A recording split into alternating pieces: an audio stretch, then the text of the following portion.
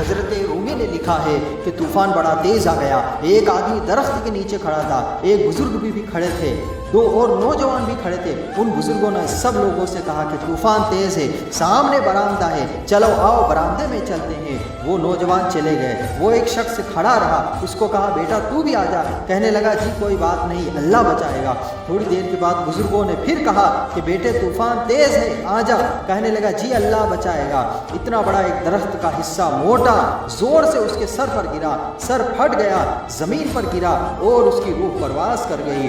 وہ 2 نوجوان کھڑے تھے، وہ کہنے لگے حضرت ہمیں ایک مسئلہ سمجھائیے کہ اس بندے کا توکل اتنا مضبوط تھا تو چاہیے تو یہ تھا کہ رب اسے بچا تھا، تو یہ تو مر گیا۔ تو وہ بزرگ کہنے لگے بیٹے تم نے غور نہیں کیا، وہ جو میرے سمیت اسے سمجھانے آئے تھے وہ سارے اللہ ہی نے بھیجے تھے، یہ توکل نہیں، یہ تو خودکشی ہے معاذ اللہ۔ یہ کیا بھروسہ ہوا کہ تو اگر کنویں میں چھلانگ مارے اور کہے مجھے اللہ بچائے گا؟ اللہ نے تجھے یہاں سے بچنے کا حکم دیا ہے تو تجھے بچنا چاہیے۔